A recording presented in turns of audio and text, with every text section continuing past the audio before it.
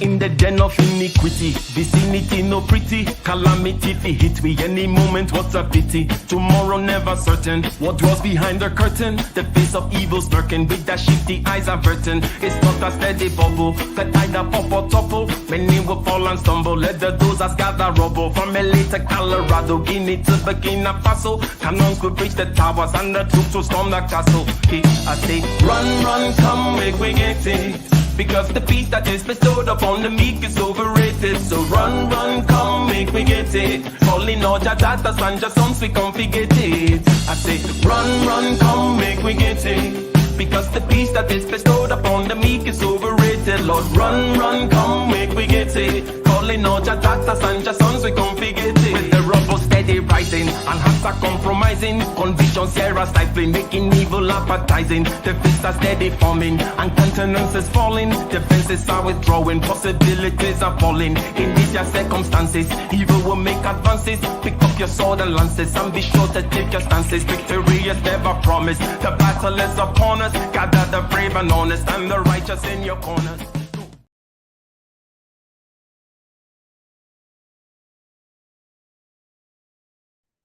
Microphone check 1 2 1 2. Hey there, Eliar, can you hear me? Loud and clear. Loud and clear. So that's what we got. That's how we're starting. Welcome, welcome, welcome, ladies and gentlemen, to another episode of Case Closed. Happy Memorial Day weekend. Right? Happy Memorial Day weekend. 4th. Well, you know what? Let's go like this. It's 4 p.m. Eastern Standard Time, isn't it, Dr. Thunder? Every Sunday. 4 p.m. Eastern Standard Time, every Sunday. Case closed, highest level conversations on the most relevant topics here in this space. Now, Dr. Thunder, you have a family member in the military, right? And so, but I don't know if there's a history, or I don't know if I'm speaking out of school here in terms of mentioning that. I didn't say who it was or anything, just it's some family member. Now, your son comes to you and says, "Hey, Dad, I'm going to join the military. I would like to do this because I'm quite. I think that the military needs good young men, and I'm down for the United States, down for the cause."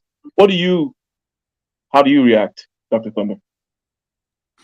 I mean, we'd have a serious conversation about it, and talk it through and kind of go from there. I don't think categorically. It depends on what your reason is.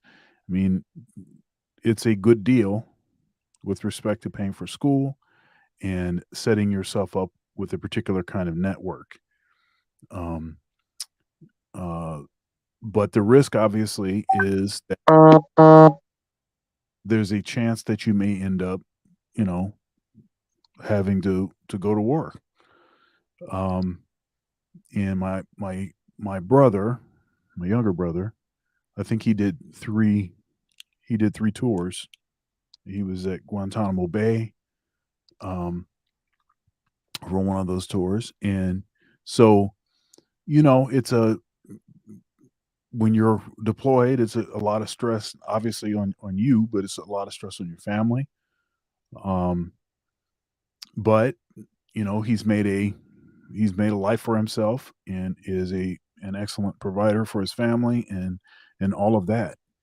So I think it can be positive. I think for musicians, it can also be positive. There's a number of, Army bands, military bands and whatnot around the country that the musicianship is really high. For the folks that are in the band, I mean, you still have to do basic training. You have to do X, Y, and Z, but the way that you serve is in the military bands.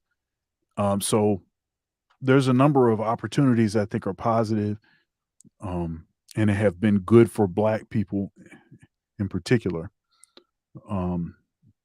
But again, there is a significant risk, and so that's why I think folks that have pause, that's why they would have that pause. Now I'm trying That's why you would have the pause. I asked you about your son, by the way, but I get it.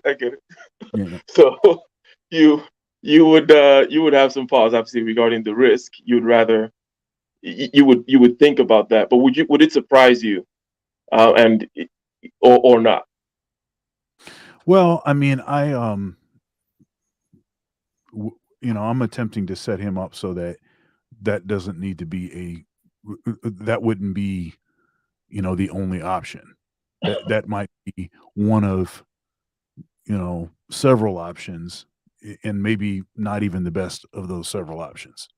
So that's how I'm trying to set him up, and setting him up that way by putting him in private school. And then there's a I have a benefit if he decides to go to the school I work at.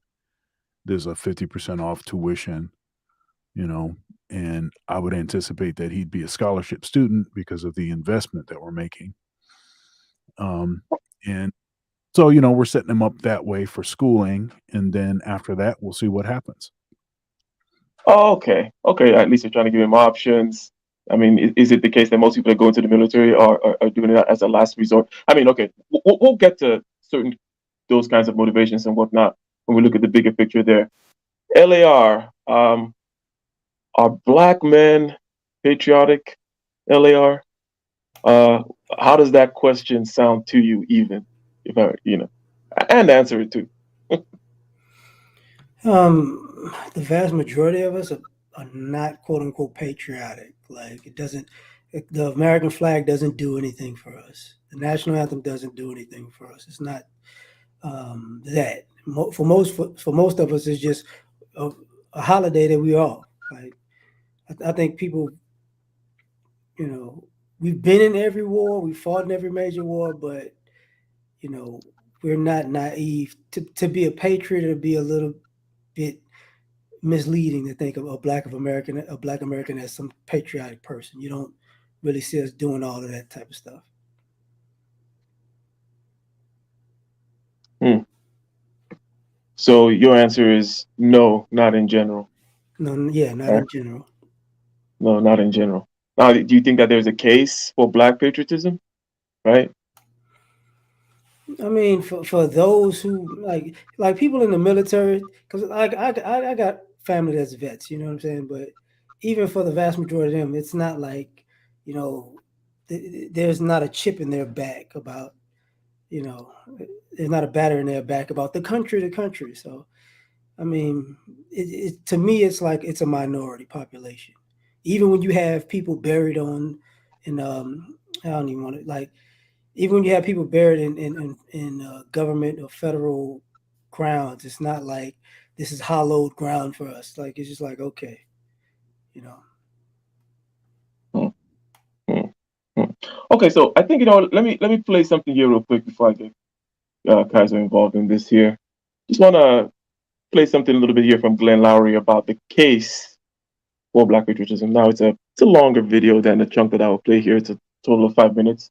I'm just gonna take a snip here where he starts saying something in particular, and let's see how that goes. I wish to make the case for unabashed Black patriotism, for the forthright embrace of America by Black people. Our birthright citizenship in this great republic is an inheritance of immense value. Our Americanness is much more important than our Blackness. Of course, there is some warrant in the historical record for both sentiments. African slavery flourished at the time of the founding, true enough, and yet within a century of the founding, slavery was gone, and people who had been chattel became citizens of the United States. Should equality before the law have taken another 100 years? Should my ancestors have been enslaved in the first place? No, and no. But we must not forget that slavery had been commonplace since antiquity. Emancipation, the freeing of slaves en masse, as the result of a movement for abolition, that was. I'm gonna pause there for a second. I think we see the general thrust here of what's going on, and we'll get around back to it there. And I'll ask you, Dr. Thunder, about this inheritance aspect. It's like, okay, you're here now by birthright through perhaps nasty, crazy road. But if you've inherited this thing which is seen as valuable, then what is to be done then, right? Do you claim it? Anyways, I know you gotta. There's many kind of nuances in there. But Kaiser, you there? I know you texted in the back that you're Yep, taking I'm a. back. You are back. You are back. You are back. So, what do you think about what Eliar said? That generally, he would not consider that patriotism, that black men are not patriotic in the United States here. What are your thoughts Yeah, about that? And then, is there a I case, a la no, Glenn I Lowry over think here? there's a case for black people actually being more patriotic than other kinds of people in America. One case is look at the military-industrial complex. Black people are overrepresented in soldierism. So if that's the case, right, and we know what soldierism does, it's clear and sort of it's obvious that black people are obviously patriots, and I think this causes issues for, let's say, a pan global black movement. We cannot trust black Americans because black Americans are heavily indentured to the military industrial complex of the American hegemony. Okay, so the aspect of the representation, I believe 16%, when 13% of the population, 16% of the military, yeah. So fair share and more overrepresented, as you say, right? Now, some people would say, well, maybe LAR already said, not patriotic. Dr. Thunder has like saying basically, hey, I'm going to give my son options, right? Is it the case, Kaizo, that the overrepresentation, or let me ask Dr. Thunder, because it's a provocative and not provocative, it's a rhetorical question really that I want you to answer seriously. But is it the case then that this overrepresentation in the military is a result of overrepresentation in, shall we say, certain classes? Like military is going to be an option for people who are trying to get out of something, to get somewhere, or who otherwise have no other options. Kaizo is saying, hey, look, there's patriotism over here. LAR mentioned there've been wars that have been fought. Dr. Thunder, are you saying that this was because people didn't have any other choice? Yeah, I mean, um, it is an option that's like that. There will be a disproportionate representation of those that don't have other significant options. I It doesn't make a lot of sense unless you have a family history of military service. That could be another reason why that would be an option. But unless you have a family history of military service, it seems to me that you're going to have a disproportionate representation of those that don't have better options than what the military can offer. Hmm. Hmm. Okay, so now react to the initial thing that I played with regards to Glenn Lowry. He's saying that there's an inheritance here, that even if you want to look at the original sin of America, that this was a sin that existed everywhere else, right? And also its abolition was what was actually new in that time, right? And citizenship is there. And again, it is a valuable citizenship. It is a valuable birthright, if you will. What it should be the black statement within, because look, the thing is, there's a inadequate political participation, let's say, because of the sentiment that LAR has already expressed, right? And so you got to pick one or the other. Now, there is a question that I asked before, but now I'm just kind of making statements around the question about what you think about Glenn Lowry's case that he made about the inheritance, and what should you say about this inheritance? Are you gonna kick it away, abandon it, or you think you don't really have it? What are your thoughts about that? Yeah, this question is interesting. So I can see, and he mentions that there's a case on both sides of this. Now I'm interested in hearing his articulation of the counter perspective. However, he has stated clearly that he believes that black folks basically should be uh, more involved or more patriotic. You know, now uh, it is true that black folks have fought and died like everybody else. And with respect to an inheritance and something owed to us that is also owed to other folks, that have made that sort of sacrifice, um, we should uh, we should claim our inheritance, perhaps in a more, I don't know, we shouldn't leave money on the table, right? So if you earn something, then you shouldn't leave money on the table. And so if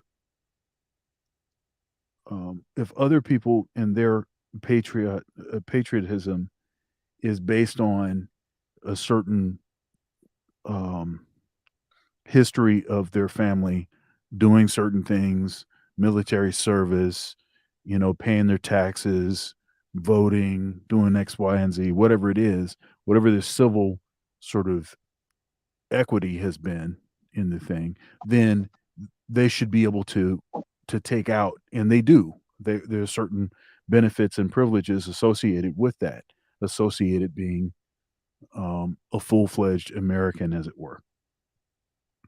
However, if you're doing all of that stuff, but then you're not participating um, in the way that would allow you to extract, from the system. Uh, yeah, I mean, Meaning, if you're not politically active, if you're not politically participating, you're not out there knocking down doors at local, state, national level, and such, and forming coalitions and such. that's part of it. Part of it is also just, uh, this sort of, pride of America that we see certain types have at a disproportionate rate, to, we'll say, black folks. Um, I think you can be proud of certain aspects of American history and not so proud of other aspects. And you don't have to throw out the baby with the bathwater. So you could, Okay, so oh, yeah. I hear you there, Kaiser. You mentioned Kaiser. I want to ask you this. Do you think that African Americans then look at the American okay? Because the question is really for LAR eventually, right? But a separate experience versus a common narrative, okay? Because if you look at, let's say, certain community college cafeterias, you can see the black guys over there on the table, on the cool table, with the nice clean shoes, right? Everything looking fresh over there. Yeah, typically there's not a lot of white people over there, and so there's a kind of a separateness that's kind of going on in there, inbuilt, and it's a self-selective process. It's not black people are not the only people that do it. I think that black people have many reasons to do it, and in fact do it perhaps disproportionately. So does the black community believe in a common American narrative or believe in fundamental separatism, and why? So go Kaizo first, and then I would like Eliar to expand based on what he already started to say about the lack of patriotism there, about the signaling separatism. What do you think, Kaizo? Yeah, so I actually think, and this is from experience, by various Black Americans, and just looking at the culture from music, movies, and also just subculture in general. If you look at Black American culture, or just Black Americans, look at, let's say, the manosphere, right? When I first came into this space, there was always like a statement: black manosphere, black men, black boys. It's always been something that's sort of stated, even though these things really affect the whole Western community, right? And in this context, you can just say it's American problem, but obviously, when it comes to black community, there is that sort of very specific, segregated sort of sentiment that does create this separatist ideology. So yes, I think there's commonalities when it comes to Black America and the rest of America, which is same nation, same government, same rules, more or less, at least at a larger scale. But when it comes down into like the subcultures and divisions, I think Black Okay, American. so let me ask you a question here. Further, you have made an observation. basically there's a separation, separation from the cafeteria to the black manosphere, and everybody, and that kind of adding there, and that there are perhaps effective and less effective ways of being separatists, but there is a separatism that is also not participation too. In other words, you can form a block and then participate, but there seems to be a separatism, but then it's like, I'm not going to participate because the society is dirty.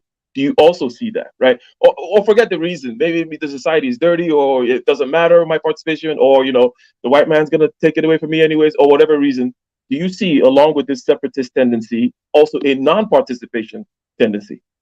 Yeah, definitely. All right. Like, let's say, for example, if you look at the activists will obviously portray a message of, well, America isn't perfect yet, and because of the lack of imperfection in the American state, especially when it comes to Black people, we don't have to participate fully into the American dream. Yes, it exists for individuals, but as a collective, shouldn't dirtify our shoes, right? Our clean, brand new J's, in order to go and get a few crumbs. So there is that sort of moral element kind of ingrained in the Black American separatism, right? They want to clean the clean slate. They don't want to be out there being like an immigrant, dirting the muddying the waters and booty clapping for the white man Okay, to get. so LAR, uh, sure, there is no patriotism as you mentioned, but how about this participation deal there? Why not participate?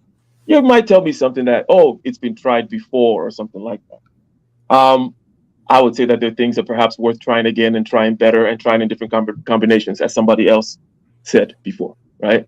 So, separate feeling, completely legitimate for having that. But if conditions are to be improved, got to participate, right? Is Do you have to be patriotic, feel like it's all great, and you're gonna you're being down with the white man just to participate? Or what are your thoughts about that? Hmm. I think separatism actually, when people look back at separatism, it was more, we were able to be more independent and free. So the integration thing didn't really work, So people look back at it and say, you know what, even though Jim Crow, there was a lot of stolen land, stolen money, stolen property in that whole period from Jim Crow to quote unquote integration. Um, people look back and say, man, we had more. The racism was more blatant, but we had more. So, and as your point about maybe we should try something else and try something new, a different combination. I mean, I think in a general sense, the fact that we have to try something we've already tried and tried it in a different combination, kind of suggests we're dealing with snakes, because the people we're dealing with shouldn't have to. It's got to be a special combination for it to work.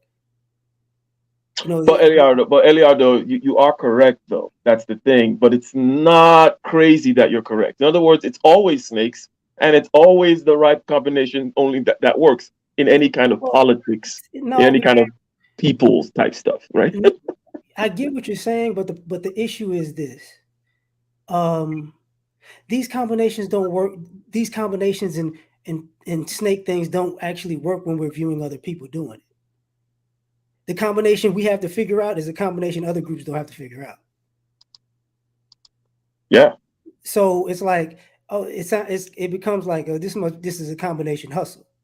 So sometimes it's just, let people do what they want to do. I mean, I think one of our historical, I think one of the issues sometimes that people have an issue with our community is this: when we step away from an equation, people demonize Black Americans, and at the same time, when we take a step back and say, fine, those very people take a step towards Black Americans, and it's like, you people are y'all a little twisted in the head. That's how we look at people. Like, it's like if you walk into a restaurant and they say you're not welcome, and we walk out, and then the chef and the manager and the customers decide to walk outside. Like, what is wrong with y'all? So for us, it kind of, that's the thing of patriotism. It was like, we got the message. You don't, okay, we're not here for that. But ironically, like if you look at The federal holidays, it's like 11 of them. Like 3 of them are black holidays, literally. But and to me, sometimes I think that looks, quote unquote, as our participation in America. But if you look at the holidays, you understand it. It basically says how we got screwed over.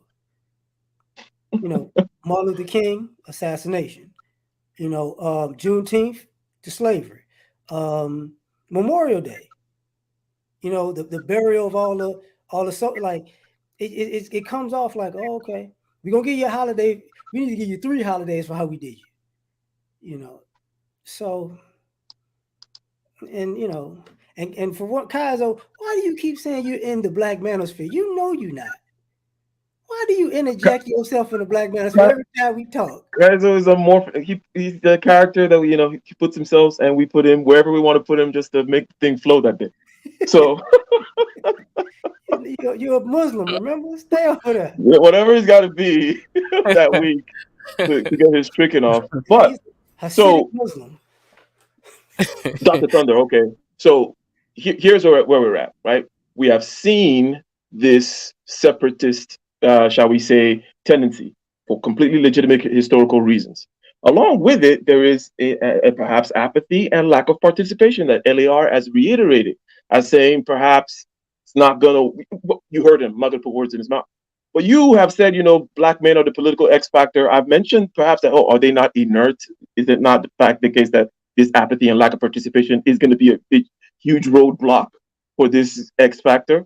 But what do you have to say after LAR said what he said? Okay, and how can there be an X factor if LAR sentiment is indeed, which we do not know, the prevailing sentiment out there? What are your thoughts on that? So, yeah, black men are the new political X factor, and there's a number of ways that we can express that force, apply that pressure. And I've delineated these several times, but I'll do the short version now, and then I think that'll make it clear what my response is to the question. So you have different options. Okay, so black men could choose to vote the way that black people have traditionally voted, and that is vote for Democrats. If you vote for Democrats, then you would need to have a reason for voting for Democrats. So I actually advocate that black men have become more policy and agenda oriented and less party particular. Before you go further, and I know you said you wanted to give the short version, and maybe I'm making it the long version, but I want to pause on this particular point here. You talk about this is the vote your interest aspect, or at least I hear that aspect coming through here. And the thing about this vote your interest aspect is it's almost like saying, oh, you guys just have to turn on that brain of yours and just do these right combinations of things and it'll all sort itself out. And it's like, well, that's for the people perhaps who are already doing that. Like the people who are hearing your message and they're like, let me, shift left to, be pragmatic, whatever. Those people are already doing that. For others, you would have to come and tell them, these are the 4 things and here are the 4 reasons why, issue based, basically, right? So we've agreed on that. Issue based. These are the 4 issues. And here's are the reasons why I think you, black man, should be voting based on these in your local areas, based on the actual, shall we say, legislations and things that are that are in play, right? Because just telling them to vote their interest, what that means. It's not broad wise. It's not effective. Or would you counter that? Well, I mean, I don't presume to know what individual black men, Come on. what their You don't have issues to know what individual black men want. You're going to group them into whatever kind of thing that you have chosen to be the most important for that group. Can you make a comment there? Okay, well, yeah, go ahead, Kaiser. Yeah, and obviously, I'm going to interject. I'm going to make an intersection between black people generally here, but I don't know if you guys have noticed or you come for me, but there's Chinatowns everywhere you go, right? There's all these other communities build their towns and they're unapologetically themselves. But I kind of feel in a way that black people generally, right, either it's this let's say Pause, Kaiser. integration Kaiser. politics. I don't really see a lot of black people just being Kaiser. proud of being black. Kaiser. Pause for 1 second. How much Black American history do you know? A little bit. What happened to all of the black equivalents to Chinatowns in America? Okay, some of them got blown up. Some of them got Not flooded. some. Not some. All got blown up. Right. I see. Okay, that's a good Do point. you know the freeway system in America? Hmm. So it goes from I-10 to I-90 and with the 05 to 95 from east to west. Do you know what happened to the black businesses in that era? They built the freeway through them to make sure they didn't exist. After they blew up and burned down the rest of them. Right. Oh, Okay. okay. Do you see Okay, any? so Is there any Chinatown that you know of that had that in America? Not that I know of. Okay. let me get back to Dr. Thunder on this there. Nice little sidebar there, Kaizo. But to this point of not being able to prescribe, right? Um, you're going back to the start where I'm like, okay, well, it's not going to be effective then because if you're not going to prescribe, you're not going to get anything but cats. Meaning, I know you can't herd cats, and you tell the cats, hey, you just do act in your own interest, or you go up, you put out a statement, act in your own interest. Only cats hear that, and only cats act. Cats are like less than 5% of the population. Those independent people. If I then say, hey, what's to be done with the masses, and you say, well, I cannot tell them, then the masses will forever be lost. Or the masses, or those who perhaps are going to listen to you, will never forever lack the guidance. Or no one can therefore go and, as a politician or something, initiate certain actions in the political sphere on behalf of black people because, hey, who knows, right? Who knows what's good for? So are you not, is that not some kind of abdication of your responsibility there, Dr. Thunder? You haven't said you are the leader of black people. And you can say that, yes, right now, I am not the leader of black people. But what do you say to that retort that I just gave? Yeah, I mean, I understand your point. I think we can make some general sort of assessments about things, and we can try to encourage folks to participate. And we may have an idea of which way they're likely to vote if they're provided with adequate information, right? Um, so, but I don't have an issue with that. But I also don't presume to know all of the sort of pet issues and other things that are really important to folks. For me personally, one of the reasons that I have a challenge voting for Democrats is because of my uh, it's because of my faith. It's because of Well, my why do you have a challenge voting for Republicans? Because let's hear that side. Because here's one aspect here. Because I think that if well, let's just say for me, okay, I'm the one listening to you, Dr. Thunder. Now I've heard one side of like, okay, this is what I'm against on one side. Why don't you vote for Republicans? What are you against with the Republicans? Punch left. Shout out to Mike V. He talked about yeah. punching left and punching right. So I want you to turn around and punch left. This punch right rather. So punch right. Why don't you vote for Republicans? Yeah, I mean, and I've voted for Democrats before. I've voted for Republicans before.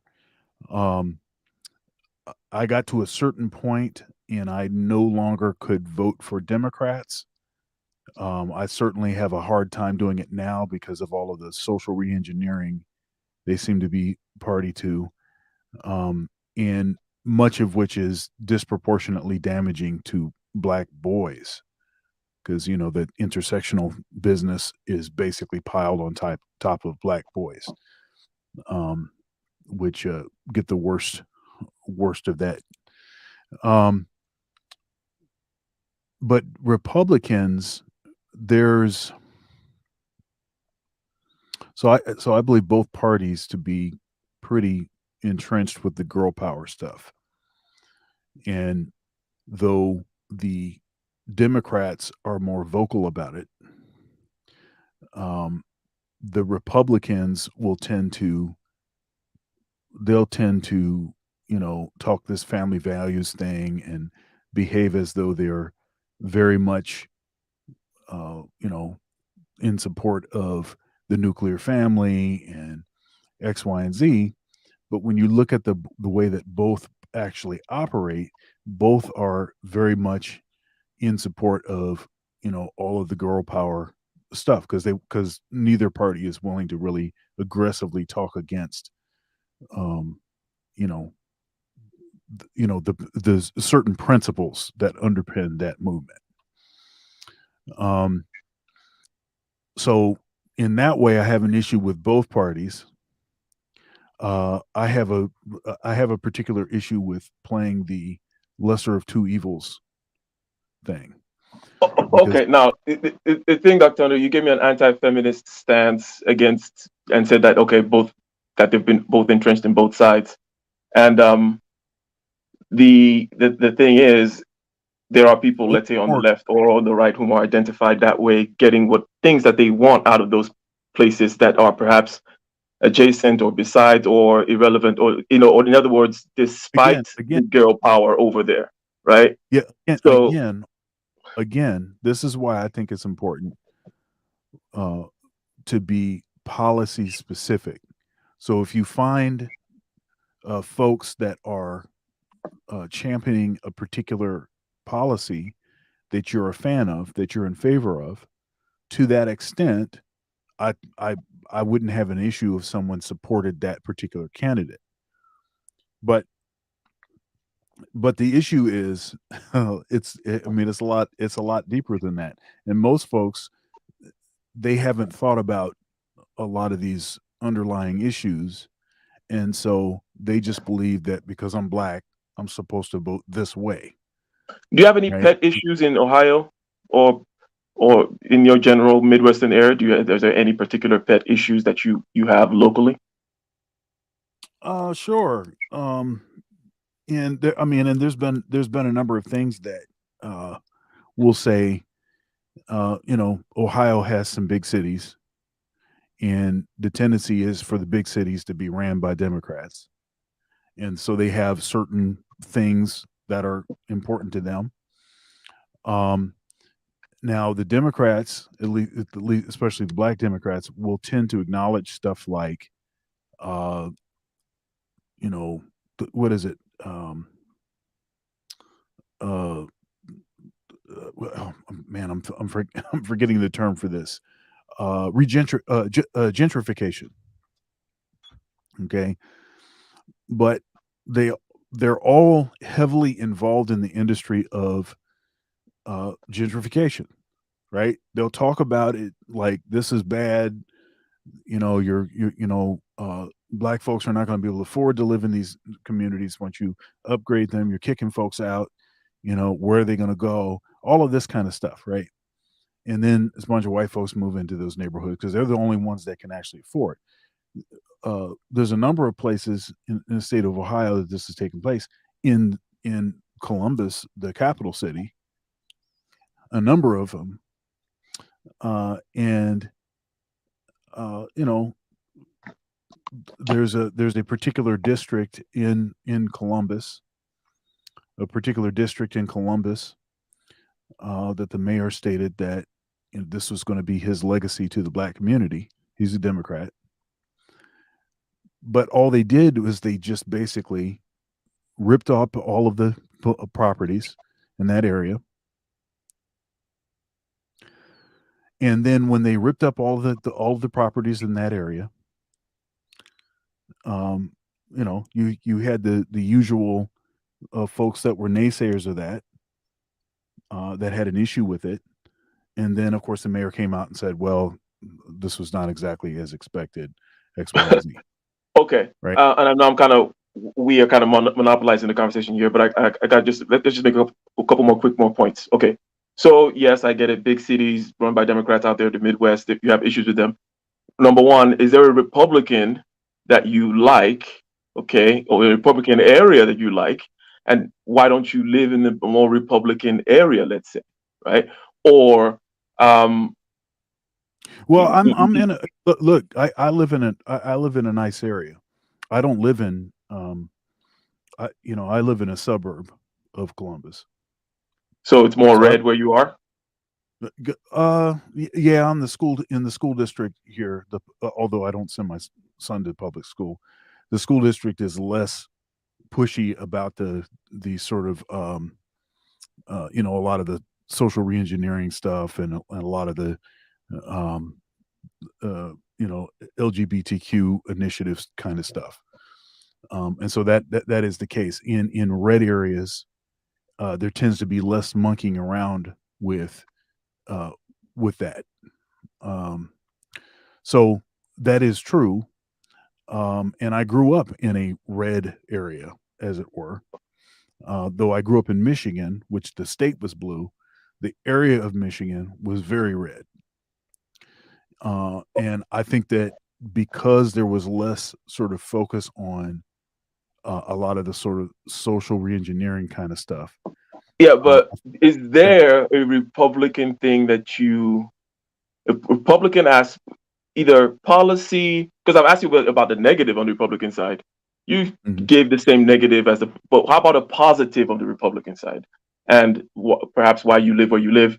Now, you have given Well, me the aspect like lower of, go ahead. I like lower tax. I like lower taxes, and I'm in a tax bracket now that I'm the tendency is the Republicans um, to run on lower taxes, that kind of thing. So that's cool. I'm in support of that, but I'd also be in support of higher taxes if I thought that certain particular programs, social programs, which have been proven to actually work, were implemented.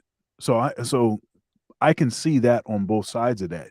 But if they're not going to be the kind of policies that uh, that actually work, but they're also charging me more and then using that money to pay for more abortions or something, right? Then I'm going to have an issue with that. Okay, so so you've mentioned in passing all the issues that you've mentioned. I noticed they're in a particular segment, and that's fine, right? The cultural aspects of things. You mentioned the school mingling with the schools, the LGBTQ and girl power abortions. Okay, good. Now, let me ask Kaizo this. Now, I'm going to give you an argument, Kaizo, and I want you to see if you can take it further. As a certain kind of black pill pragmatist, right? That comes from, shall we say, a materialist point of view with regards to certain when it comes to politics. I would say that the cultural issues, if you lay them out before me in terms of the buttons that could be pushed, are not going to be where the set of policy prescriptions lie to change the black people. Now, Dr. Thunder has been good enough not to give prescriptions, and I think it's actually probably wise because of the issues that he is concerned with. Right? Perhaps those are not issues you give prescriptions on. But I would argue, Kaizo, if you see here, and let me know what you think about it, that those set of policy issues that lie around what you call the cultural issues are not going to be what make the difference between black men getting ahead and not. And if we're to be participating, those are not going to be the places where, as a group, one could stipulate, hey, go vote for this particular thing to move black men forward. Now, you can say, no, you don't think that, or you can push that forward, if you will, Kaiser. Yeah, and I think I want to kind of, because you stated as a black pilled pragmatist, right? So, we're taking on what Eliara said earlier about, okay, America's always prevented black people from doing things collectively by destroying it. So if that's the case, you're stating that, let's say, Dr. Thunder's position is, okay, well, there are some cultural motifs that can be moved forward. I would say that it is a position, right? Obviously the difference is, I think, is ultimately, when it comes to, let's say, black people in general moving forward, is you have to have enough successful black people who work with each other, right, in various different angles and fields, who then reach some kind of critical mass, and everybody else rather will kind of go along those directions, especially if these are, let's say, positions that are integral to the functioning of the state or any sort of global economics.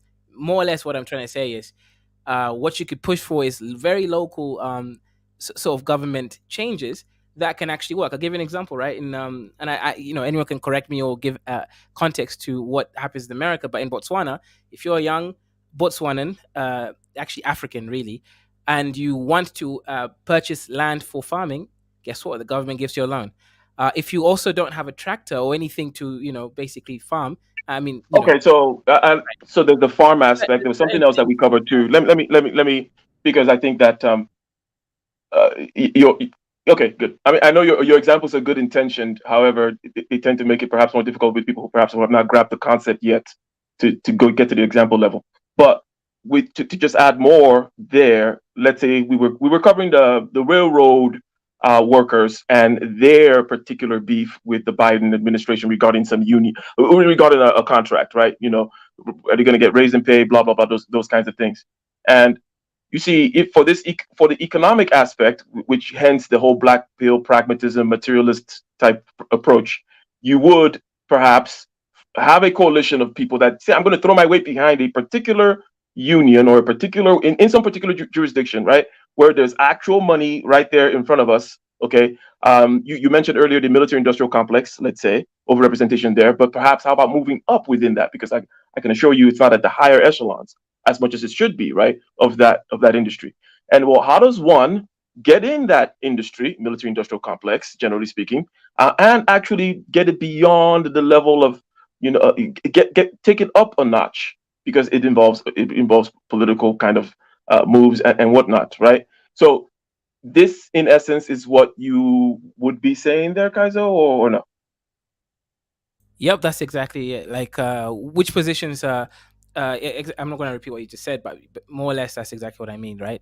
I think the focus should be more on things that can actually change uh, real direct jobs, powers, and how many black men are actually employed, so that they can actually take care of their families. Because at the end of the day, if you break down the family structure, right, whether it's through lack of jobs or any other means, then and also you'll go identify which jobs are, let's say, less stressful, right, less skill necessary for entry, and yet has a high yield return in terms of income, um overall income, so that obviously this will kind of, I'm not saying fix, but this is going to be able to tackle multiple problems at the same time, right? Indeed. Now, LAR, we know where you stand with regards to, and it's legitimate, by the way, with regards to the kind of like the patriotism, the trying things. But okay, how about on this issues stuff here, on policy prescriptions? Is there, or do you have something, maybe just one or maybe two or something, could be local, could be national, where you're saying, I think this or this set is something that if black men were to get behind would help them to get, for better, forget whether you think the system is great or not, right? What are your thoughts Mhm. on that, Eliar? I'm gonna use something. I'm gonna use something we talked about earlier as a reference. There are 50 Chinatowns in America. One of them got destroyed. That was in Oakland by quote unquote earthquake and fire. There are over 1,000 black towns in America. All of them got destroyed. So the reason I bring it up with the numbers aspect, how many different policies and different companies in different industries do you think participated in the destruction of over 1,000 communities? Do you think that was a government level? Do you think that was city council? Do you think that was insurance? Do you think that was automotive, rail, like agriculture? Do you think it was just like all isolated incidents? Well, I think that. will I be saying something super crazy if I were to say, okay, that's true. However, let's say you just pick, let's say, the Indians or something, right? Mhm, And you do the kind of low level, by low level, I mean they got some basic, simple wash and repeat rules. Or let's say the Cambodians, they come in, they own donut shops, and that's the first generation. And the next generation, they're all college graduates and stuff like that. And mhm. it's like, well, is there something wrong with that? It's not grand level. It's not making a huge political statement. It's not righting certain wrongs written down in legislature and such like that. It doesn't. But if they can do that, am I crazy for saying, um, is that a crazy counter for your Black Wall No, Street being I'm burned not. down argument? No, no. What I say with that stuff is this: I understand the sentiment, but the bad business that a lot of immigrants do, even when they pass down businesses from family members to other people in their community, when they come to America, if they were black, they'd have been shut down a long time ago. How many times have you known of immigrants coming to the country? They, like you said, a donut shop. They're running into the ground, pass it on. They either run it into the ground and give it to somebody who's not of their ethnicity and leave those people holding the bag, or they'll pass it down to a family member and so on and so forth until it runs down, and then they give it to somebody else that's not in the community to hold the bag. That could not exist. That could not exist in our community if we did it. This happens in oil and gas. This is why you see, what I mean is the gas stations, the corner stores, the businesses that used to be businesses where some of these people will come and they get enough money and they'll buy some black owned business. They used to happen like in the 80s. They buy the business, then they run it into the ground, and people still frequent the business because they remember it was a black owned business. And then all of a sudden, after a while, people kind of just skirt away from it, and then they sell it to somebody, and the reputation is just so silly nobody wants to deal with it. But somebody gets suckered into buying it.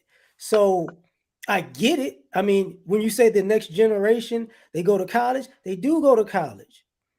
And if you looked at, like, sometimes we don't look at those next generations and the generation after that. What do you see now? These same immigrant kids, now trying to be street people and drug dealers and rappers and athletes and actors. Now you see them doing the same thing. Yeah, let them get there. But at least let one generation get something. Sure, it all ends up in degeneracy and decline, but at least go through the cycle, right? Elia, come on. Well, You can't be like, we did go through the cycle. That's the interest. Like, we went through the cycle, but I mean, I think at the end of the day, you wind up with a situation where maybe just like if people have the understanding that we are a canary in the coal mine, we're just doing things differently. That's all. Like, we get everybody what worked for everybody else, but we get it worked because the government was set up for it to work for them. Like, I know, like, okay, let me say this. Like, in New Orleans, right? There's a big Vietnamese population. They do well. What did when those Vietnamese came, they came from Vietnam, the refugees per se. They put them in New Orleans and they put them out of the city around us black people. Guess what they did initially? The black people in New Orleans was like, listen, we done been here. We had to build our own houses. We had to barter with each other, work with each other, build businesses, blah, blah, blah, blah, blah. So basically, the black people taught the Vietnamese people to how to get on their feet in America with the unfairness. They got on their feet, and then they decided, let's start sticking it to the black folks like everybody else, because that's American. Shout out, LAR, ladies and gentlemen. Click that like button, click the share button. The case for Black patriotism is kind of the aspect of the conversation that we are at right now. Okay, does the Black community believe in a common narrative or fundamental separatism? Along with the separatism, is there a notion of apathy and lack of participation? And if that is the case, then can any change be made? Because without political participation on the level of identifying a distinct set of pieces that are actually on the chessboard right now, right, that you're going to play, not hypothetical ones and such. I got a question. I'm sorry. Go ahead. I'm sorry. I was slow and long-winded, and when you just said that, it clicked. Okay. Have anybody considered maybe even if we use the political system, we're not going to use it to benefit other people like we once did?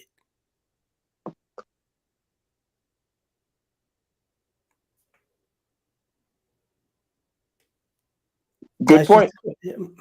Okay. It's a good point, but it's almost like a well, it's like, yeah, go ahead and do it. Perhaps do it only for you. I was going to add there, right? Like, okay, wait, hold on. Yeah, go ahead. Go on, and then I gotta go to the. Okay, so things like affirmative action, obviously, that was something that came out of one of the things that came out of the civil rights movement and stuff like that. And the thing is, right, I think, to kind of add more context to Elias' point is, well, I think you'd have to kind of have like a strategy, right? Literally like a whole amount of deals to kind of leverage any social change to the position of black men, more or less, so that it kind of immediately acts. You basically ride the coattails. Well, yeah, writing the coattails of particular movements or particular pieces that are on the board, to put it in my more, uh, uh, less flowery language, and less beautiful imagery. I'm talking about this particular chessboard where there are certain pieces, and you have to pick a piece. By the way, in other words, not everything is in play in a democracy, and not everything is within the reach of a vote. Not everything is within the reach of your particular, let's say, area where you have power in. Right? Regarding from local to federal, or some things are either at the within the level of the shall we say, the court, the Supreme Court, for example, throw abortion back to the states, for example, or it held on to abortion for a while, let's say, that kind of a thing. So these kinds of pieces are taken off the table or placed on the table. So you have to look at the pieces on the table, of which there's not an infinite amount, okay, and say, okay, how do I play? Whom do I have to form a coalition with in order to move that piece in a way that I think is going to be beneficial? Because abstractly, just talking about possible pieces and pieces that are not in play and things, it's acting as from a place of luxury or from a place of complete nihilism and saying that maybe nothing can be done. But these are just general thoughts here in passing. Okay, let me just play a little bit more here of Glenn Lowry's case. Okay, case for Black patriotism. Take a click back and continue. The freeing of slaves en masse as the result of a movement for abolition. Are you going to mute? Was a new idea. It was a Western idea brought to fruition in our own United States of America. It would not have been possible without the philosophical insights and moral commitments cultivated in the West during the Enlightenment, ideas about the essential dignity of human persons. The founding of the United States of America was a world historic event by means of which Enlightenment ideals about the rights of individual persons and the legitimacy of state power got instantiated for the first time in real institutions. The United States of America fought authoritarian fascism and communism in the Pacific and Europe in the mid-20th century. Our democracy, flawed as it most surely is, has been a beacon to billions of people. On our shores, we have witnessed since the end of the Civil War the greatest transformation in the status of an enserfed people that is to be found anywhere in world history. Some 46 million strong, we Black Americans have become by far the richest and most powerful large population of African descent on this planet. And it's not even close. We have access to more than 5 times the income of the typical Nigerian. Shots 5 fired. times richer than the Nigerian LAR. You're not, you ain't proud of it. But no, I'm just, Oh, cold-blooded. But okay, so 5 times more Nigerians, so. Well, I mean, they did sell us. I mean, what you want us to give them money back? Like, what you got? I don't know, man. I'm trying. Yeah, let's work something out, LAR. That's really what I'm saying. I want to sell you for you to pay for it. Let me give me reparations for selling you. I got a question for you, Leah. Like, are you a true nihilist? So, are there no solutions for the Black man to have in America? Or Yeah, is it the only? No. Don't give me. Here's the thing. Ike said something about pieces on the board and chess moves. All I'm saying is this: our chess move is stalemate. Let's see if you put a piece on the board. See, now we're not gonna get finessed by people who have no skin in the game anymore. We're not gonna play the whole we're together. No. Let's see what you actually. LAR, let me see if I can tease something out here real quick. So number one, you said stalemate, but I think that you're talking about a chess move, perhaps whereby perhaps you're adding Africans into this and such. But I was just saying in general. But okay, so in general, so you're saying it's stalemate, right? Am I getting you correctly there? Yeah. But here's the thing, LAR. Maybe okay. No offense, right? But we're talking about a game here. Game theoretically, maybe your stalemate doesn't mean anything. Maybe people are like, "Oh, you're stalemating. Don't worry about it. We're bringing in Latino immigrants to take away your position and this and that. And you don't want to participate. You're going to stalemate. You're going to be like, oh, I'm not. I'm going to take my ball. Take your ball. Go home, and you remain at the bottom. To put it in the most stark terms. What do you say about that, Eliar? Let's see. Let's see.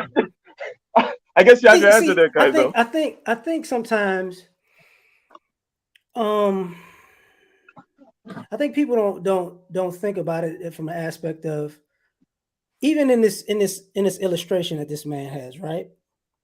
When he was talking about black people and white people, if you run the cartoon illustration, the black people and the white people were separate. The black people was in the corner and the white people was in the building the whole time. You get what I'm saying? So we're patriots, but we ain't even in the same building in his own illustration, right? So what I'm getting at is, you know, wow, Doug, you don't know American history then, fam. But the issue is very simple. If you think you are better suited, if you think you're smarter, if you think you're more innovative, if you think you're better in business, if you think you're better at everything, cool, let's see. Because what's been happening is like Kaiser was talking about the coattails thing. People have been riding our coattails and then saying we're better. So we're like, okay, let's see for real then. And what you're seeing, because we've seen it, people act like us as Black Americans, we don't interact with other groups and other races of people in this country. We see how you as groups people are very incompetent, but they hide very well. So the stalemate is, let's put your excellence on Front Street and let's let the world see. Let's not just say I'm this and that. Let the world see. And we have a strong bet that I bet you it ain't gonna go the way you think, because we've seen it so long. But do you at least agree that Black Americans and Africans should at least form a political union in America? Because at the very least, right, if don't take the bait, LAR. I mean, we should right? You know what? We should unify like an African dating a Muslim woman. Voltron. You know what I'm saying? That's how we should unify, like an African dating who was once Christian dating a Muslim woman and say, you know what? I'm not feeling this no more. So LAR, I mean, sorry, no, Dr. Thunder, what do you think about LAR's, just from the game theoretic point of view, the stalemate, and then my challenge to the stalemate? Stalemate perhaps is if you have power to create a stalemate. Stalemate when the boat is and the game just continues without you is giving up on the game, right? And we know LAR. I mean, it was an answer to Kaiser's question about his nihilism. But anyways, what do you think about this stalemate? And what do you think about my challenge that, hey, the stalemate, the game's just going to continue without you. You'll get replaced. You're not going to get what you want. Well, I didn't really get a chance to provide my points earlier. Okay. I think if I do that, it'll sort of answer that question. So the first part of it is Black men need to be more policy and agenda oriented and less party loyal. That's number one.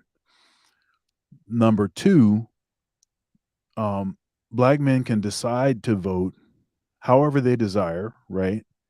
They don't have to be in allegiance with, the communita or what the expectations that skin color, that means that you have to vote a particular way, right? And so if Black men decide to vote for Democrats, that's fine to the extent that there are issues and policies that are aligned with their interests. If they're aligned with their interests, then then that's fine.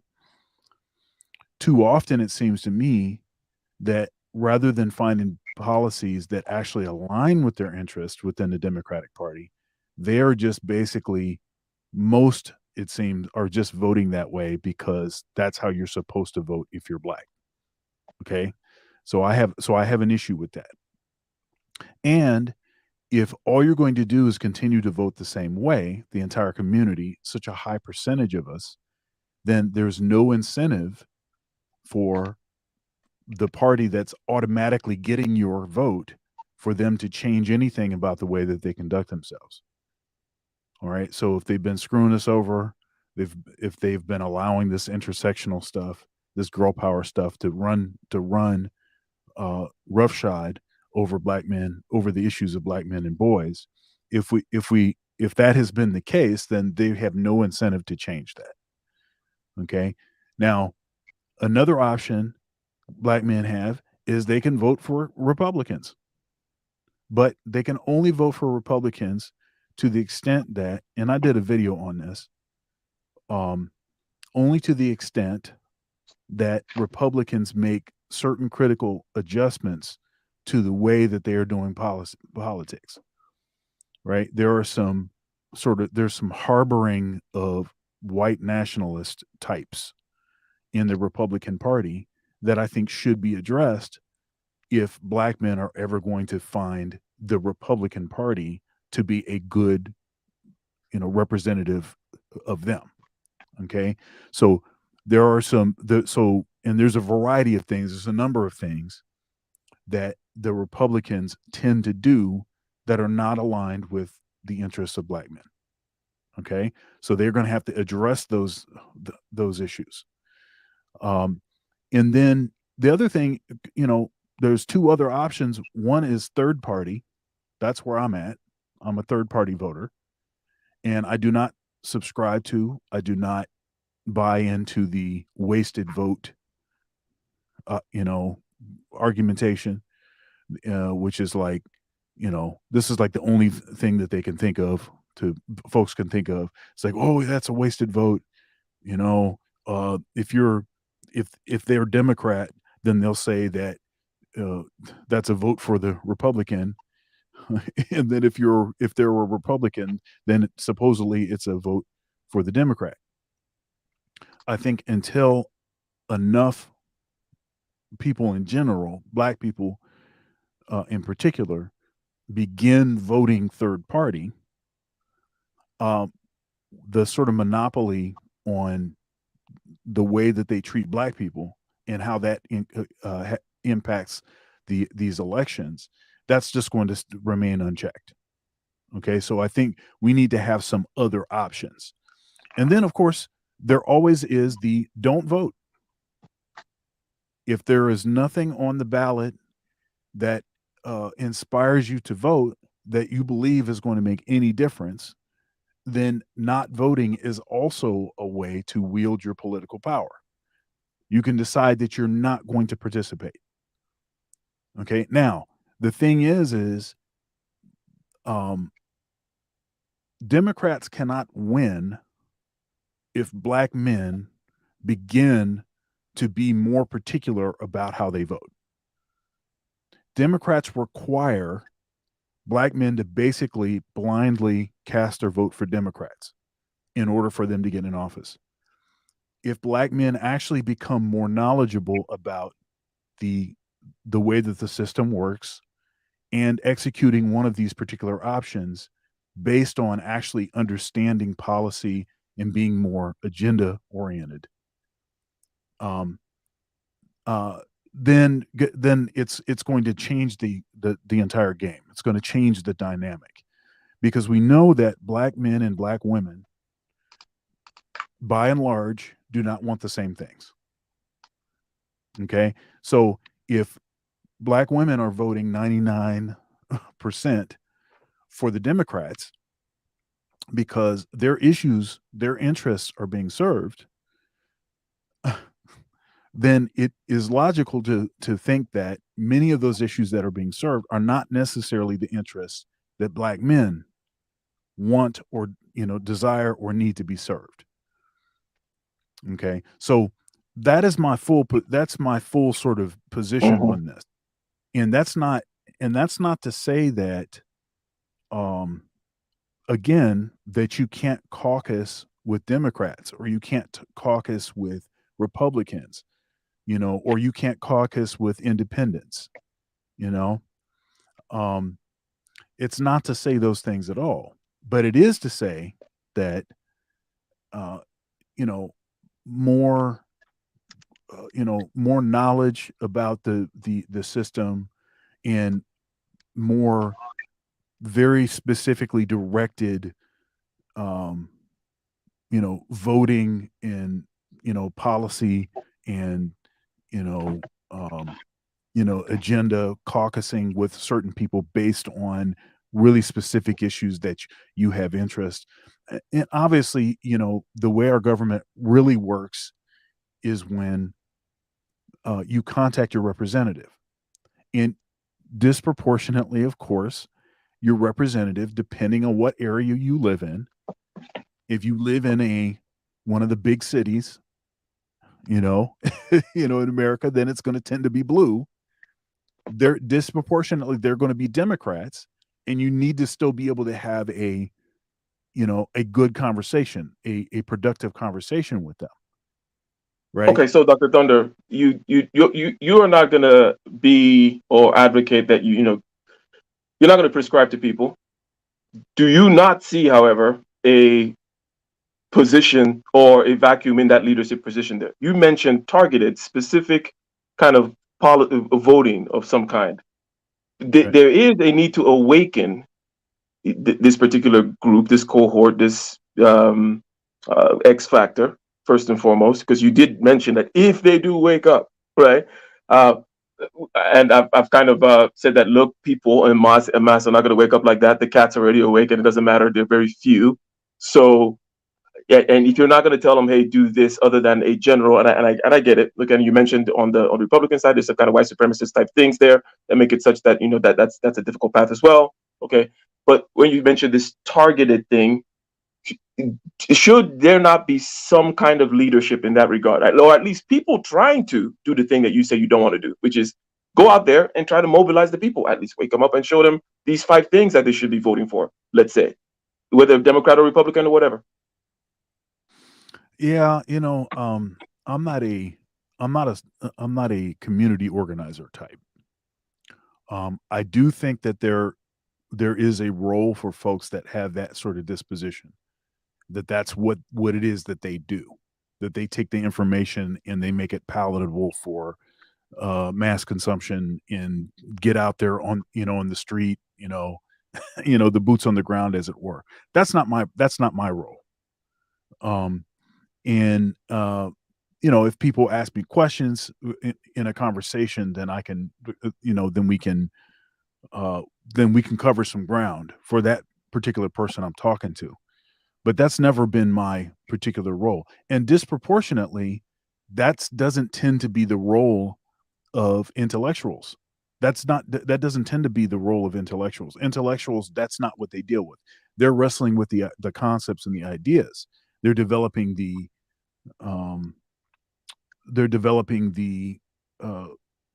arguments. They're developing the terminology. That's the tendency of an intellectual. Okay. That Yeah, is, and you need not over defend that position, right? I think it's fair enough. You just stated, right? So now let me ask Kaizo on the other extreme, perhaps, and then I want to say something about the Department of Defense failing its 5th consecutive audit. And after all, we're talking about the military. And for those of you, okay, for those of us who like to stare directly at the problem, as I was telling, I think Kaiser and I were having a conversation about something that is kind of adjacent to this topic in terms of going to the end point and trying to move the rock, as opposed to, as perhaps what Dr. Thunder said, painting the map of where the rock is, showing all the history of how the rock got there, this and all those kinds of things, right? So if you're there and you're staring at the rock and you're trying to move this rock in a particular direction, Kaizo, is it the case that perhaps the rock is not willing to even be moved? It's not even worth it. If LAR is correct in the sense of the general apathy, if if you do Black men en masse want to actually move forward? Now, this is not some kind of a crazy thing, and I'm not just being pejorative. Because if you say something is wrong and someone is sick and their leg is broken or something like that, it makes sense to ask, well, can they walk? Right? It's not like an insult to ask, well, you sure this is gonna resurrect? You sure this can happen? Kaizo, I want you to respond to that. Is it the case that, hey, maybe the black pill, the optimistic version of LAR is to just say, okay, cool, turn away from quote unquote the community. Dr. Thunder has said, you don't have to vote in the direction of the community. Turn away from them, go build a life elsewhere, get a passport, right? Get a different culture of people on as a counterpart, right? uh, Marry those, build families that makes sense from a natural standpoint, and let the thing just wither on the vine. Um, hey, isn't that the best case scenario according to what LAR is saying, Kaizo? Um, okay, yeah. So let me see if I can break that down a little bit. So looking at the screen, right? American is being paid apparently $23,000 per year, and a Nigerian 2,000. Oh, that's actually disingenuous, right? The highest Black African country is $7,000 per person per year, not 2,000, right? That's South Africa and Botswana. Anyways, so I think They're ultimately here, comparing where they came from. To be fair, is what they're doing. They came from West Africa. Anyways, continue. right, fair enough, fair enough. Yeah, so when you look at this sort of system like this, right, if you want to take the nihilistic approach, well, regardless of what we've done in the past, the state, in fact, for example, it was National Guards that were involved in bombing of certain, cities, beginning with T, right? So he is correct, right? The government itself, right, has been involved in kind of bringing down black people. So looking at your solution of the rock there, right? This unmovable rock, right? You can call it white supremacy, you can call it whatever, American imperialism. I still think there's ways that you can move it, right, by being specific. And I'll give you an example, right? And this is not a good example because it failed, but that's not the point. If you look at Minnesota, right? Minnesota has a large Somali population, right? And they have a senator there, right? Omar Fateh, right? And guess what, right? A lot of the Somali men, because of their unskilled uh, labor market, right? Because coming from a war-torn country with less education, most of the men, okay, when I say most, a lot of the men are Uber drivers, right? Uber, Lyft, Ride, say what you want. So of course they recognize, hey, look, Uber is not paying us well enough, so they came together and they leveraged, obviously, or lobbied the Senate, right? Omar Fateh, right, to basically put a new bill, which almost went through. Actually, it was just unfortunately vetoed by the another actually Democrat, which is kind of funny. They're both Democrats, right? Which is why I always say, looking at it from a large scale Democrat versus Republican doesn't really work, because even in this case, there was two Democrats. One of them vetoed and says, "No, I'm not going to sign this into bill because they're not ready yet." The point is, you can really only make change if you actually focus on, let's say, moving the rock a few millimeters. You're not going to make a 2 million pound white rock move very far. And I think that's part of the issue, right? Not recognizing progress and kind of focusing on, let's say, the lack of destination politics. But anyway, to finally kind of get to your point, though, I don't think Black Americans are ready to leave America. I think they're comfortable with this, what they get there, right? And I honestly believe that Black people in Why don't you general. be specific when you say leave America? No one is asking them to leave Okay, America. They're okay, saying leave the community. And perhaps the community is only in their head. I'm not saying that they should do anything. I'm talking about the statement. The challenge was, hey, the best version of LAR's story is if you're going to make it, just we can turn away from the community, get a family going that makes sense in accordance with what you couldn't consider natural in a culture that trains people to do that, and then let the other thing wither on the vine.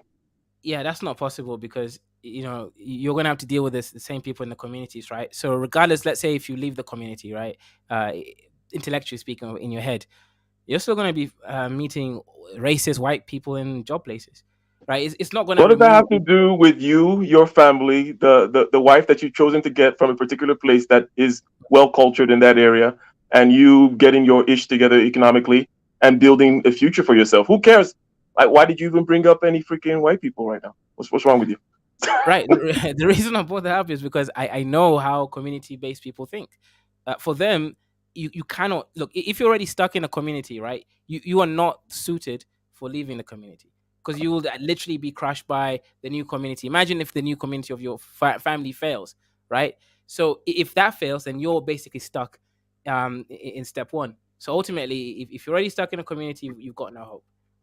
Okay. I guess you'll burn there. Okay, you're describing perhaps the one of those whom are withering in the vine, perhaps. But you know what? The time just kind of flew by, kind of crazy. Like we didn't really get even too deep into the video or into even the next topic there, Dr. Thunder. But I want to ask something that has to do with the military, okay? And both from a budget point of view and also from a conscription point of view, right? Should we bring back military conscription? Um, uh, should it be tied to the vote? Okay. Now, this is because, as we know, the debt to GDP ratio in the United, as we know, debt to GDP ratio in the United States is 123%, right? That means, you're making $100,000 a year, you owe $123,000, and it keeps on increasing every year. At some point, you owe twice than what you make, and on and on and on, right? In November 2022, the Department of Defense failed its fifth consecutive, okay, audit. Now, a lot of stuff is done, to the best of my understanding, with regards to the Department of Defense, um, out of the book, shall we say, right? Wasn't in the budget to help out Ukraine, let's say, right? It was not like people just sat down in the beginning and thought, oh, we're going to have this much money to help out Ukraine before the war started. But no, the billions do go there. So in November 2022, as I was saying, and it's over here, failed its fifth consecutive audit, unable to account for 61% of the 3.5 trillion in assets. Okay, now this is not just brought up here to talk about, oh, look, they failed the audit. Yeah, a lot of us would fail audits, even though 60 something percent is that's kind of steep. I mean, I'm being audited right now by the IRS because of, I think, and yes, I didn't cross certain T's and dot certain I's, but 60 something percent is, anyways, that is funny in a certain sense. But the reason I bring this up is voting for war and endless war, that doesn't necessarily do good. There's a cost benefit analysis to be had about, we say, well, what did we get out of Iraq, for example? What did we get out of Libya? And maybe Afghanistan, was it really worth it with regards to particular stated aims? Maybe yes, right? With regards to certain other aims and maybe certain wastefulness, maybe no. But Dr. Thunder, do you think that bringing back conscription, bringing back the draft, you have a son, okay? Some kind of military service, and tying it to voting. If you're going to vote, then you're going to be conscripted. Will this kind of bring down the military adventurism that the United States goes on? And I haven't even asked you your sentiment about the military adventurism, which will color your answer. But just go ahead and answer with, with your sentiment in there. Like conscription, Yeah. if you're going to vote, you're going to get conscripted, blah, blah, blah. Oh, 100%. I think that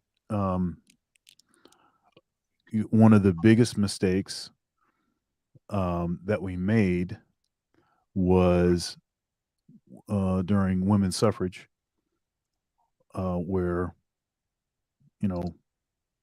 most women didn't actually want the right to vote. The reason that they didn't want the right to vote was because it was tied to service in the military, going to war, the draft. So you had to be listed, you could be drafted. They didn't want to be drafted, and they were like, you know what? We're not going to worry about this. Now, what they did was they said, okay, let's, and it seems like Ike disappeared, but maybe he'll come back. It seems like I'm sorry. So what happened was, they said, okay, let's not make it a requirement. Let's take that off the table. And so they were like, okay, this seems like a better deal. Let's go ahead and take it. But systematically what's happened is, as with the sort of women's empowerment and everything, there has been more and more things that they have gained without ever having to pay the basic thing that all men have had to pay, and that is, there is a chance that you're going to get drafted if there is war, right? If there's a draft, you're eligible too. Just like a man is eligible, you're also eligible. Another issue is, and this is for all, and this would be for men and women, is this issue of property ownership. Okay. So that was also a prerequisite to voting. If you didn't own property, then you couldn't vote. And it wasn't intended to be a, specifically against women because women couldn't own property, right? It wasn't specifically aimed against them. No, what it was is it was to say, if you own property, then you're likely to be more knowledgeable about policy. And so then your vote will actually mean something. Now what we have is a bunch of folks with no skin in the game and that don't have to pay for the consequence of their voting. Right? So you could put a despot in there. So for instance, uh women could say, which make up the largest voting bloc. There's more women than men. They could decide that they want to put this Mussolini style person in office. And this Mussolini style dude says, "Hey, we're now we are in the business of nuking everything, and we're putting the draft back in, and all you men, you're getting out here to go to war." See, the women don't have to pay the consequence of that. Yes, they pay the consequence of their sons and their husbands and stuff like this go overseas. But as far as themselves, they don't have to pay a consequence for that. Right? And so if we level set this thing and we say, okay, we're all for equal rights. we're everybody should get the same benefit. Everybody should have the same access to the political system. But first of all, I want to see just as much energy devoted to parity in all jobs, and then also parity in stuff like military service. If we get there, then I think most of the issues that we have right now, most of these sort of intersexual issues, a lot of this stuff that's going on right now, that stuff disappears overnight, because I think what people will do is they'll say, this doesn't seem like this is a great deal here. And let me just focus on what it is that I do well. And then we're going to leave the rest of it alone. So yes, I think that skin in the game, if people have skin in the game, those should be the people that vote. If you don't have skin in the game, then it seems to me to be inherently problematic to having those people voting, because they're not going to on a balance of averages, they're not going to be as knowledgeable as people that have skin in the game. And you're going to have a large percentage of people that vote that have no idea as to what they're voting on. Mm-hmm. They have no idea. They have no nuance, no knowledge. And obviously, this is also related to the previous kind of turn of the conversation regarding the skin in the game in terms of people participating, right? Because if they do not participate, and if they're playing a game of I'm not going to participate or pay attention, but only stay on the sidelines and every once in a while make some noise, they are in danger of becoming completely irrelevant. And that noise only being an echo chamber where they make noise to each other. But your points are taken there about the tying of the vote to conscription, right? Now, it's interesting, this one aspect that you said, that would never happen, right? Which is, okay, if people just saw the parody paradox, they would turn around. It's like, well, that's people don't think that way. People know that there is no people know the difference between what they want, or people are not transparent at all. They're not rational at all. They're not. Anyways, so let us continue here. Let me ask Kaizo here: is there any benefit to tying the vote to conscription? Will people perhaps engage in less of these wars? And what do you think about the success? Perhaps you're going to take this from a slightly different angle. What I'm calling American military um, uh, adventurism, which is tendentious. Tendentious meaning, it's kind of it has a negative connotation to call it adventurism. Do you think that America has been successful so far in its kind of a? I was mentioning that the American military is actually pretty good if you compare it with what we're seeing in Russia right now, and what the Chinese are also learning in Russia, by the way, knowing that it's not going to be as easy if they decide to swim to Taiwan and try any kind of weird stuff, it's not going to be as easy, perhaps, as one would have thought without seeing this Ukraine experiment. But anyways, American military adventurism and the vote and conscription. Kazo. Yeah. So in terms of conscription, let's say tying it to the vote, um, yeah, I think okay. So for the kinds of people that obviously are going to want to do it, it's going to be people that obviously have property, as Dr. Thunder mentioned earlier. So people that basically a higher tax bracket or basically have wealth in the American system. So of course they were going to basically want to get the chance to vote, whether it be local. Again, we're not just leaving it to the presidential vote, because if that was the case, I actually don't think many people would care that much, really. But if you're talking about like local government, let's say voting rights, then yeah, you will get a lot of people voting there, and of course that would also sway the sort of people that lobby for or against wars. And I think in this case, especially if you look at the people that anyway, I don't I already made the argument there. So in relation to American adventurism, and also you mentioned like, well, do these wars work? Ultimately, American empire is still the largest, strongest military in the world, well, at least the strongest military in the world, right? And the largest in terms of like high tech equipments and also intelligence. So if we're gonna say, well, they failed in this war, they failed in that war, I don't necessarily think so, right? Because they got what they wanted, which is a sustained longevity of an empire for more or less, I think, right now, at least as a superpower for at least 70 years or so, right? So I would say that's my point there. Okay, well put there. LAR, are you down for the draft? What do you think about the draft? Do you think it'll make people, it'll change, it'll discipline people better? You're always talking about how people are wayward. The wayward youths. Shout out to Get off the my lawn. Gilgami. Let me shout out this super chat real quick.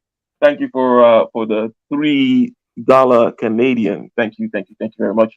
And shout out to Dati Gyaldem for £10. Now that's heavy handed. Thank you very much. Okay.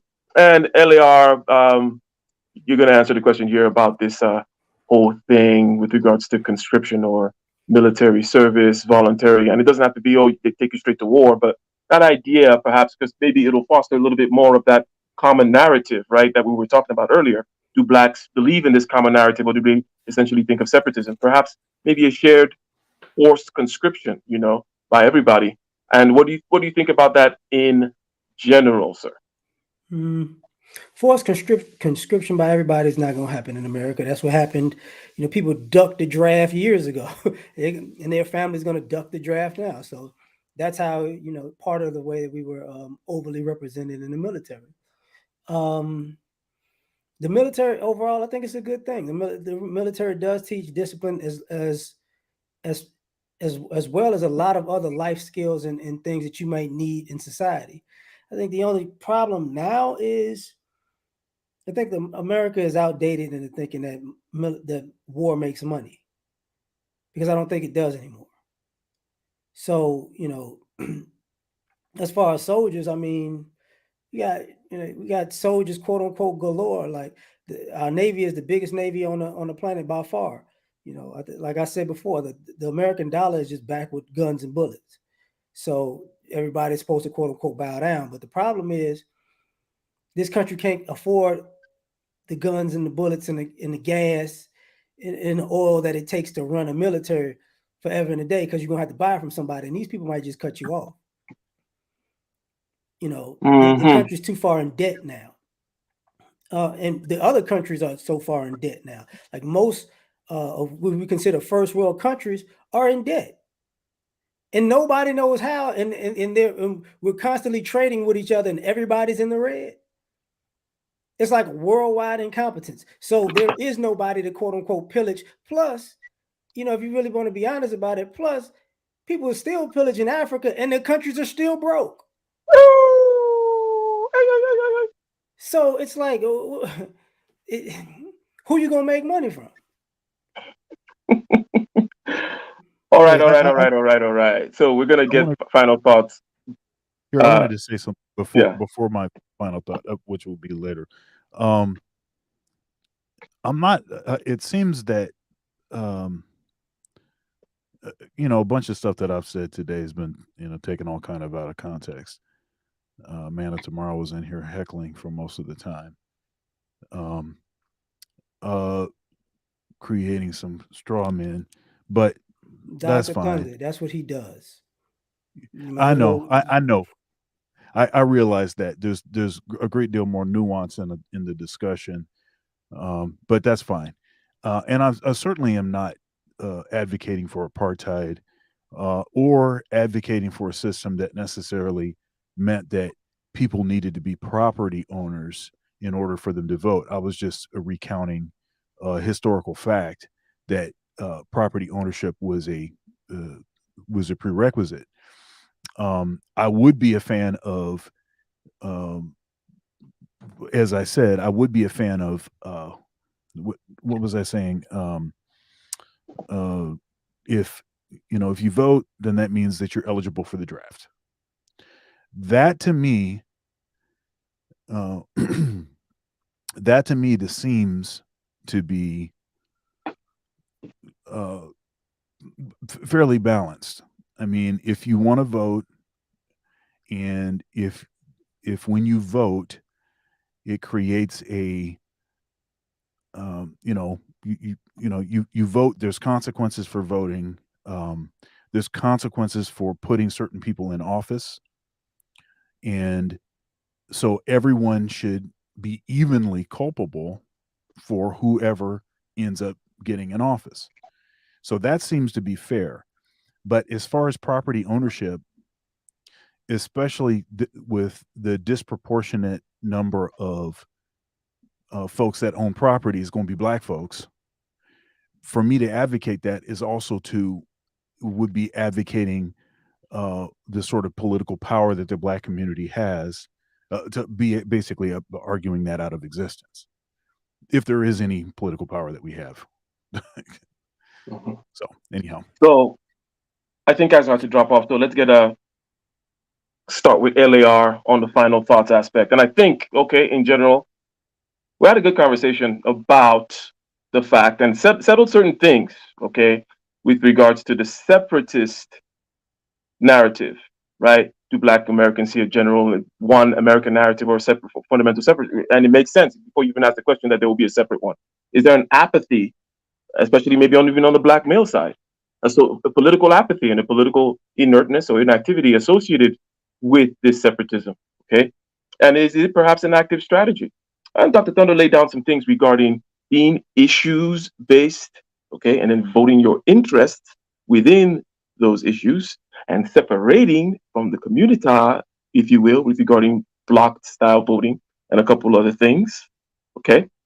And Kaizo took us to the place of, hey, after Dr. Thunder admitted that, yes, there is need for place people whom need to point directions, right? And say, hey, these are the issues, right, that we need to be focused on because you have to focus on issues that are actually on the table, that are in the game, not things that are not going to be in the game for another 50 years or something like that, and direct people's attention towards that. Okay. And in that area, Kaizo raised some important roadblocks in the sense that these things are micro. Okay. If we take the story of the donut shops and then, a couple generations there, and even though it doesn't matter where it ends up, maybe the third generation squanders it, but it's going to happen over the course of certain generations. And that's what I mean by the micro steps that need to be made. It's not going to be some grand narrative gesture. It's not going to be the sort of thing where, shout out to, a caricature of kind of like the talented 10th or more of a political advocacy type of thing where magic just rains from the sky. No, it's going to be some rather basic stuff, rather basic stuff like I've seen actually here in boys, Black Boys Code or stuff like that, which is something that I looked into recently regarding, well, what are the counters to some of the things that we see on the other side in terms of getting Black boys into STEM and then going in the right directions. It's going to be little step by step things like that that have to be done. And if one has any hope at all in the future, and one should do such things. But LAR, what are your final thoughts about all of this? Just let it burn and while complaining about Keisha or what? What's going on? Hey, Keisha.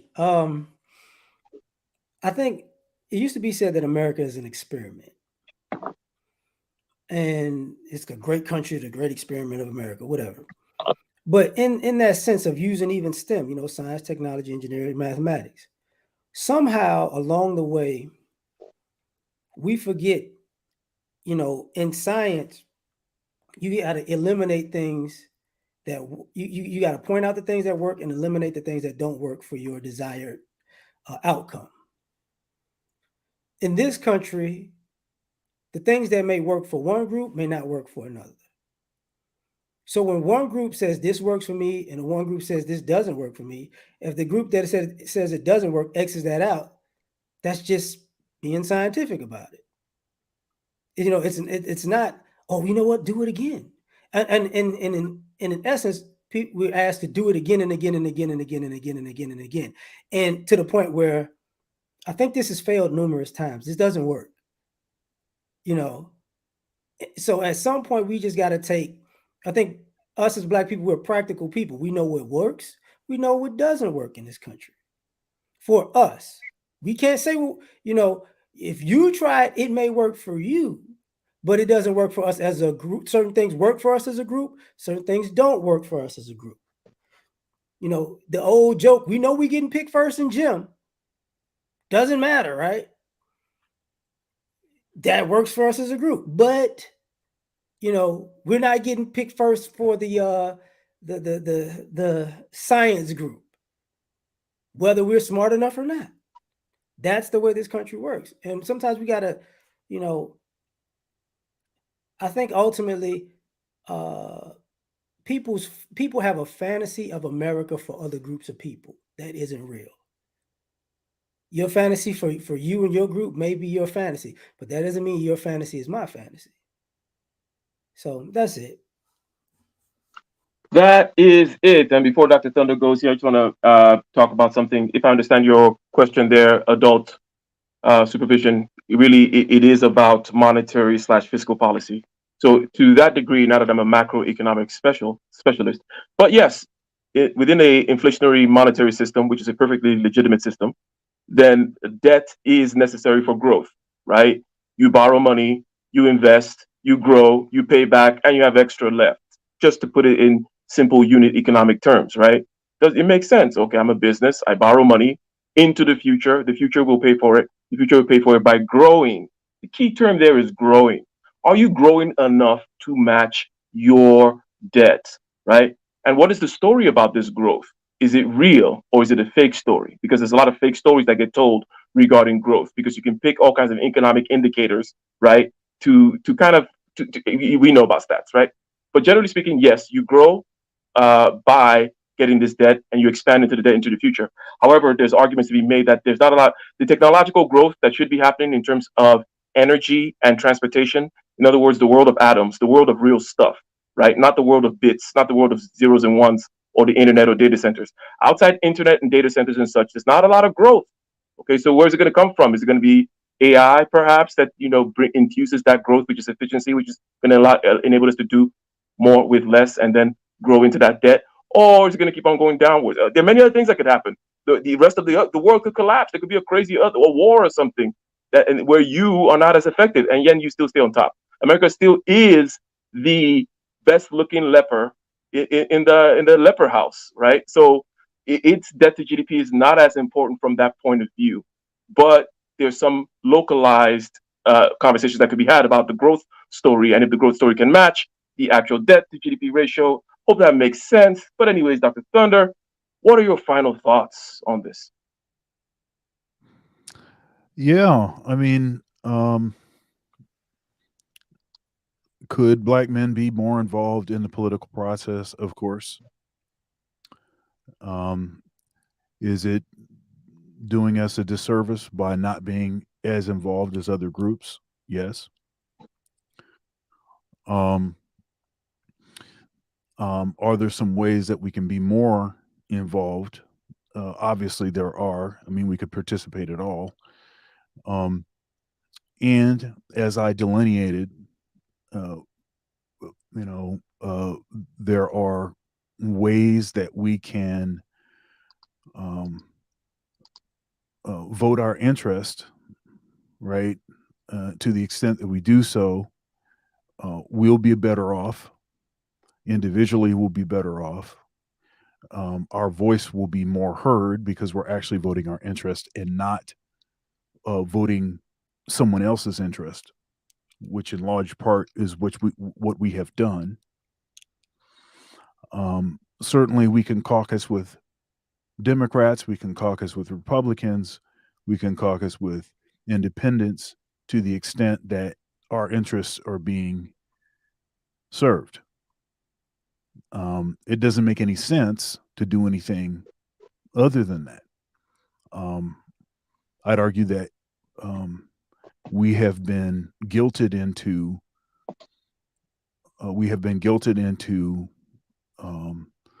voting as a block in a way that has not necessarily served us well. So, yeah. So I think that, in order for us to fully, be, take the benefits, receive the benefits of generations of oppression and everything else that's happened to Black people and Black men in particular, I think that we owe it to ourselves to become more involved, to do to as I provided those options. I think, everyone can find an option in there that they can execute. And what it is that I'm saying is not really. I don't see the controversy in it. It's just listing some options for folks to, get in where you can get in. Yeah, And I think I want to say is I'm pushing things more controversial. In other words, taking a step beyond what you're saying and I haven't yet kind of mentioned the particular prescriptions, but saying that apathy and taking your ball and going home, or thinking that you're going to take hostages or make threats in a place where you don't have power, will not lead you anywhere. And this is a place, and that it's, hey, take it down to the level of the individual man. It's not something that an individual man should do. You took it down to the level of individual man when you talked about the making options, right? But the individual man cannot just say, hey, since the group is messed up or something like that. Forget all the stuff LAR says. We know LAR is a pragmatist in his real life. He's out there doing what works best for him. Okay, so insofar as that is concerned, I think that there can be a list of things, because they're not infinite number of things. A list of things that one could rally on, right? But we could definitely develop on that as we go forward. But I think that we have said that, look, whether it is patriotic or not, participation, right? Whether it's because you have the good feelings and you love white America, booty clapping for the white man or whatever it is, or you're forgiving people or whatever it is, or you want to kumbaya or not, political participation is key. And especially if you are actually thinking that there's going to be some benefit from anything you're doing. If you're on YouTube saying anything, for example, making certain noises, right, on YouTube, and you think that some outcomes are going to happen that might benefit you, then you need to participate, right? You cannot just say, oh, I'll take it when it comes around, but I'm not playing the game all at the same time. But you know what? Nice conversation. 4 p.m. Eastern Standard Time every Sunday. Come back next Sunday. It'll be on Dr. Thunder's channel. Next Sunday, 4 p.m. Eastern Time, Standard Time, that is. Dr. Thunder's channel. Case closed. Highest level conversations on the most relevant topics. Thank you for the super chatters again. I believe we had Gayogami and Tati Gal them. Yeah, Daddy Girl. Or Dati Gal, as I call her. Yeah. Anyways. Until next time, ladies and gentlemen, unless LAR has some final piece of protests to make about something. No, man, I got it. Relax. All right, man. All right. Peace. We're out. Peace.